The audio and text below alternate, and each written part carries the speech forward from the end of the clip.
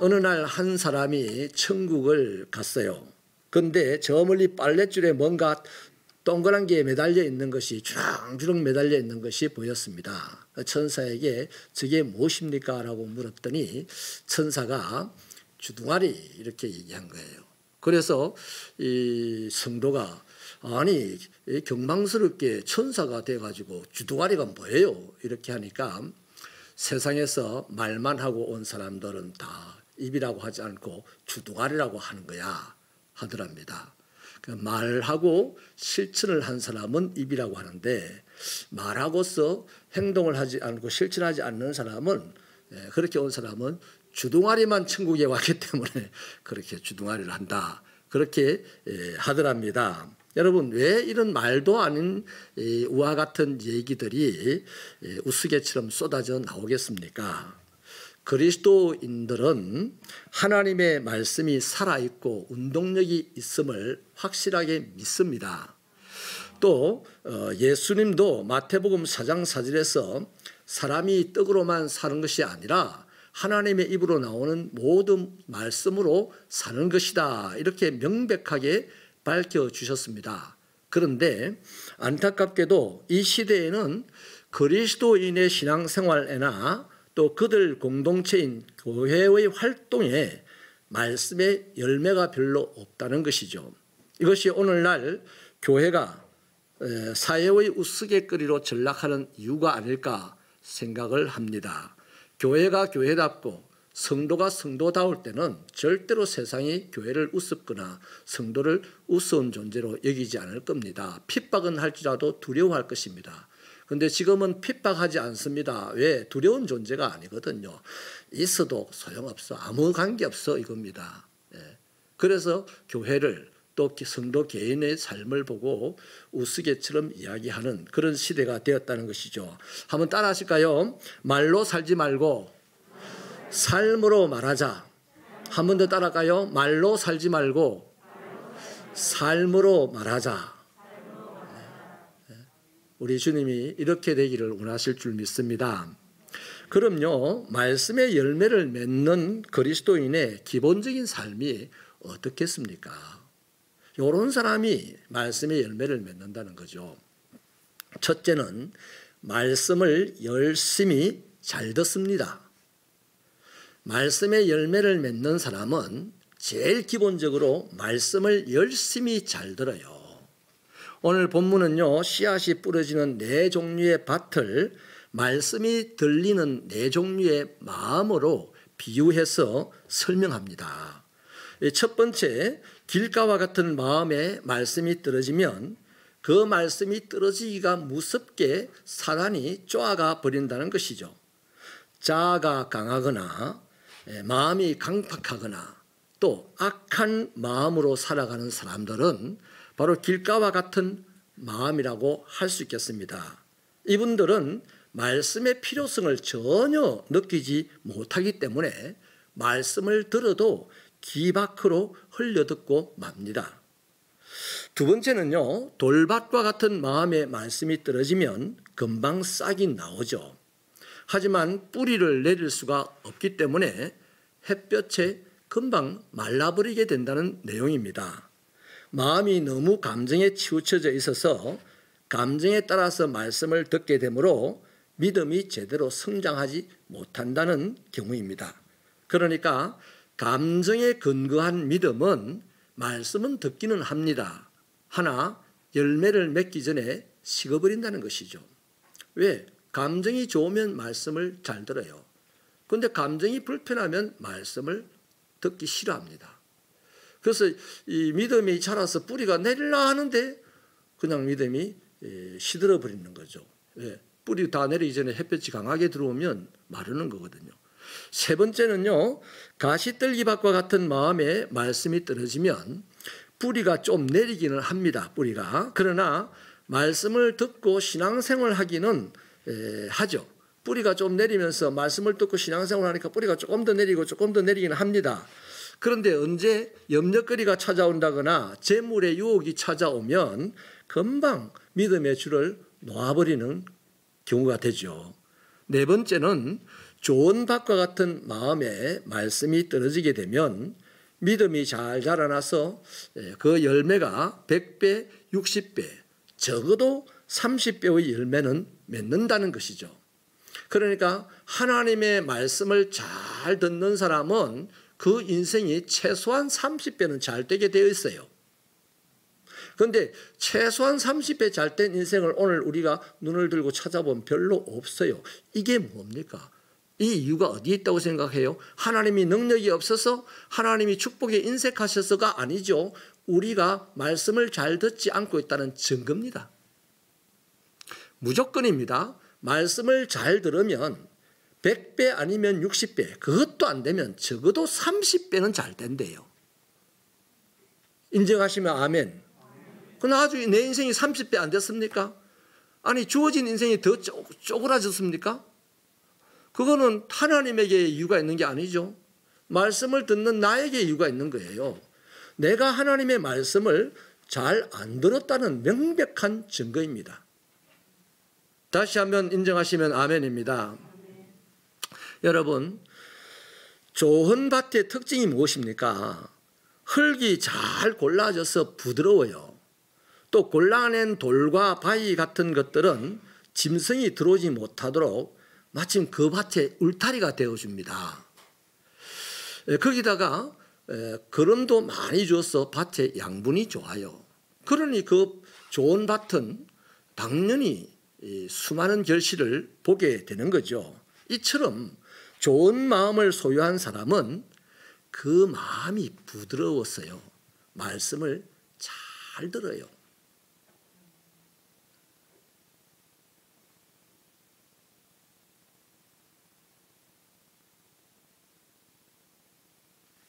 내 마음이 부드럽고 좋은 사람은 하나님의 말씀을 열심히 잘 듣습니다.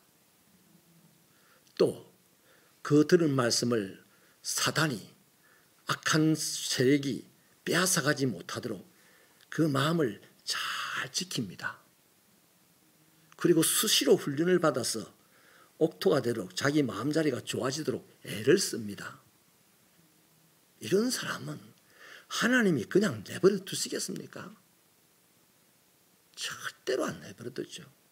어떤 환경에서도 어떤 역경의 자리에서도 반드시 100배, 60배, 30배로 그 인생이 잘 되게 하실 겁니다. 그걸 보는 사람들이 기적이다야 이러는 거죠. 이런 축복이 있기를 축원합니다. 두 번째는요, 말씀을 깨닫습니다. 말씀의 열매를 맺는 사람, 그리스도인은 틀림없이 말씀을 깨달아요. 말씀을 많이 듣는 것도, 말씀을 열심히 듣는 것도 굉장히 중요하죠. 우리 앞서 살펴본 대로. 그런데 그보다 더 중요한 것은 말씀을 깨닫는 것입니다. 말씀을 듣고 깨닫지 못하는 자는 멸망할 짐승과 같다 했으니까 말씀을 듣는 것이 중요해요. 가장 기본적으로. 그러나 그보다 더 중요한 것은 내가 듣는 말씀을 깨달아야 하는 겁니다. 특히 내가 듣는 말씀이 하나님의 말씀으로 깨달아져야 되는 겁니다. 우리가 설교를 듣고요, 은혜 많이 받았습니다 하는 이 이야기는 성경 지식이 많아졌다는 고마움의 표현이 되어서는 안 됩니다. 들은 말씀이 하나님의 말씀으로 깨달아졌다는 고백이어야 하는 거예요. 여러분, 하나님의 말씀을요, 지식으로 즐기는 것은 매우 위험한 일입니다. 알게 됨에 대한 감동이요, 사람을 가장 교만하게 만드는 거예요. 여러분, 내가 하나님의 말씀을 알게 되었다, 깨달았다, 큰 감동이 와요. 그러면 그것은 교만해지기가 쉽고 더 큰 감동이 있는 곳이 어딘지를 찾아 헤매는 그런 삶이 되기를 쉬워요. 그래서 설교를 좋은 설교다 아니다 평가하는 데 익숙해지고 오히려 자신의 삶에 적용하는 데는 인색해지고 심하면 조금 더 신경을 쓰지 않고 신앙생활을 하게 됩니다. 이런 분이 의외로 여러분일 수 있어요. 아, 설교 좋다. 야, 설교 잘한다. 저 설교는 맨날 하는 설교다. 이렇게 하면서 그 사람은 과연 그 말씀을 자기 삶에 적용을 시켜보겠습니까? 자기 삶에서 그 말씀을 한번 이루어보겠다 하겠습니까? 천부당 만부당한 얘기죠. 안 좋은 설교 들었는데 뭐하다고 지 삶을 그 말씀에 적용하겠습니까? 그렇잖아요. 그래서 이런 사람은요, 스스로 신앙이 제일 좋다고 여기면서 살아가다가 결국에는 하나님께 버림받는 바리새인과 똑같은 사람이라는 거죠. 사실 사람이 하나님의 말씀을 깨달을 수 있다는 것은 100% 모순입니다. 사람이 하나님의 말씀을 깨달을 수 없어요. 하나님의 말씀을 깨달을 수 있는 유일한 분은 성령님입니다. 그래서 우리는 하나님의 말씀을 들을 때 성령님, 내가 말씀을 깨달을 수 있도록 도와주세요, 이렇게 간절히 구하면서 말씀을 들어야 되는 것이죠. 그래서 큐티를 시작할 때도 기도하게 하는 이유가 바로 그겁니다. 형식을 쫓아서 기도하는 게 아니라 성령만이 오늘 이 말씀을 깨닫게 해주시는 분이기 때문에 성령의 도우심을 구하는 기도를 하죠. 여러분, 제자들을 보십시오. 예수님과 함께할 때, 예수님 자신과 함께할 때 그 제자들, 예수님의 말씀이 어렵기만 했습니다. 하나도 제대로 깨닫는 것이 없었어요. 그러나 성령님이 그들을 사로잡으니까 하나님의 말씀을 충분하게 깨달았고 세상 모든 사람에게 하나님의 말씀을 담담하게 또 거침없이 전할 수 있게 되었지 않습니까? 그러므로 저와 여러분도 하나님의 말씀을 들을 때는 반드시 성령의 도우심을 구하면서 말씀을 듣게 되기를 축원합니다. 따라하십시다. 성령님, 이 시간 들려지는 말씀이 하나님의 말씀으로 깨달아지게 하옵소서. 이 기도를 끊임없이 되뇌이면서 말씀을 들을 때 말씀을 열심히 잘 들을 수도 있어요. 세 번째는요, 말씀에 순종합니다. 말씀의 열매를 맺는 그리스도인은 말씀에 순종해요. 여러분, 깨닫는 것도, 말씀을 듣는 것도 중요하다고 했고 깨닫는 것은 더 중요하다 했는데 정말 더 중요한 것은요, 순종하는 겁니다. 그 말씀에 순종하는 겁니다. 자, 구슬이 있어요. 줄이 있어요. 구슬에 줄을 끼는 것이, 구슬도 중요하지만 구슬에 줄을 끼는 것 더 중요하겠죠. 그래야 더 값어치가 있어지니까요. 근데 줄을 끼워놓고 난 다음에 마지막으로 매듭을 짓는 것은 진짜 중요한 거 아닙니까? 안 그러면 들고 다니다 다 흩어져 버리니까요. 마찬가지입니다. 우리가 말씀에 순종하는 것은 그리스도인이 열매 맺는 삶을 위해서 가장 중요한 부분입니다. 여러분, 예를 들어 볼게요. 초등학교 1학년이 막 되었어요. 이 아이가 학교를 좋다고 왔는데 뭐 집에서 하던 대로 늘 뭐 학교에서도 놀고 집에서도 놀고 매일 놀다가 어느 날 선생님이 오늘 숙제를 내주는데 내일 이 부분을 가지고 받아쓰기를 할 거야 하고 숙제를 내줬어요. 근데 이 친구가 어제와 똑같이 집에 가서 계속 놀았어요. 다음 날 숙제 내준 거 안 하고 그냥 시험을 쳤습니다. 40점 받았어요. 40점. 공부를 안 하고 시험을 쳤는데 40점을 받았어요. 그래서 이 친구가 즉각 선생님과 함께 선생님을 깨닫는 얘기가 뭐겠습니까? 공부 안 하면 점수 못 딴다 하는 거겠죠. 그리고 얘가 돌아올 때 결심을 합니다. 오늘 내 집에 가서 오늘 내일도 시험을 친다니까 오늘 숙제 내준 거 이거 열심히 공부해야지 결심을 하고 집에 갔어요. 근데 집에 가보니까 텔레비전이 확 돌아가고 있고 뭐 게임기도 있고 그래서 여전히 어제처럼 텔레비도 보고 게임도 하고 그냥 하루 지나다가 학교 갔습니다. 결심만 하고 학교 갔어요. 그 애가 점수를 몇 점 받겠어요? 90점, 100점 받겠습니까? 받았다면 무조건 컨닝한 겁니다. 컨닝 안 하고는 100점 못 받아요. 공부를 어제도 공부 안 해가지고 40점 받았는데 오늘 공부하는 사람이 90점, 100점 받을 리가 있습니까? 받았다면 무조건 컨닝했기 때문에 받은 겁니다. 못 받아요. 마찬가지입니다. 여러분, 우리 오늘날 많은 그리스도인들이 이런 함정에 빠진 채 착각하고 신앙생활을 하고 있어요. 보통 그리스도인들을 보고요, 예수쟁이 참 말 많다 그러잖아요. 뭐 때문에 그러겠습니까? 말대로 살지 않으니까 말이 많다 그래요. 말대로 살면 말을 많이 할수록 더 좋아합니다. 근데 말은 많고 말대로 안 사니까 예수쟁이들 시끄럽다, 말 많다 이렇게 놀리고 조롱하거든요. 출애굽기 35장에 보면 벌살렐이라는 사람이 등장을 하죠. 하나님은 그에게 성령을 충만히 부어주셨습니다. 그래서 지혜와 지식과 총명으로 일을 하게 하셨어요. 어느 날 모세가 그에게 설계도인 하나님의 말씀을 주면서 이대로 성막을 지으라 그랬습니다. 그래서 브살렐은 성막과 언약궤와 상과 등잔대, 분향단, 번제단, 논물두멍, 성막 울타리 등을 만들었죠.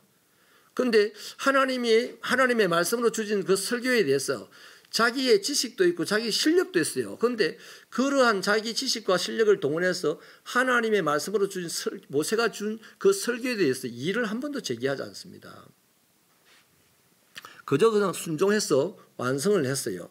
그래서 그 결과가 어떻습니까? 다 만들어진 성막에 하나님의 영광이 구름처럼 빽빽하게 임하니까 그 안에 들어와서 일을 하던 제사장들이 막 휘청거릴 정도였다고 합니다.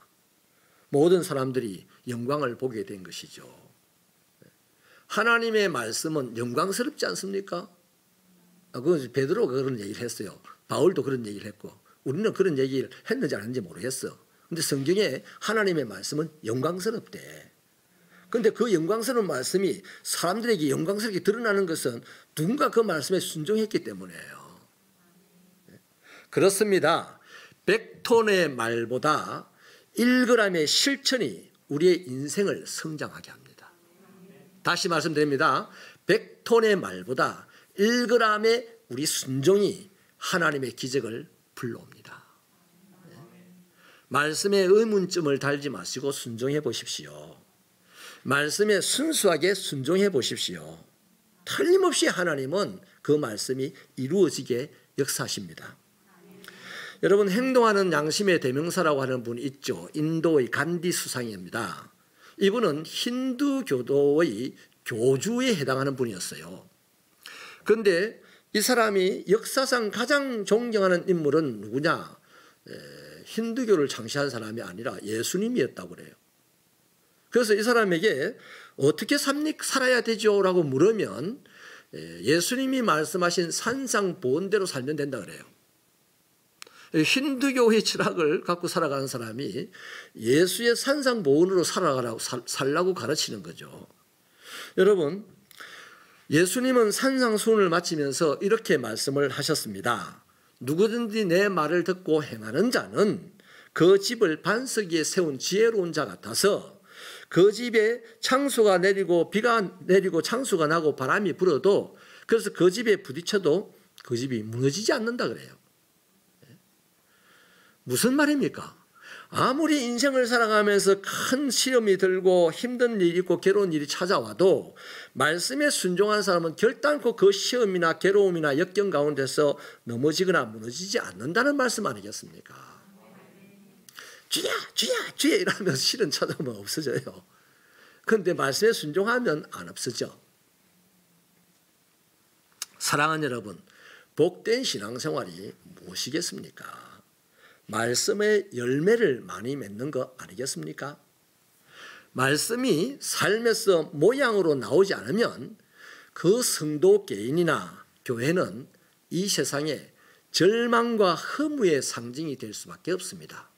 그게 헤롯 성전이 보여주는 것이고 예루살렘 성전이 보여주는 것이고 바리새인 같은 사람들이 보여주는 것입니다.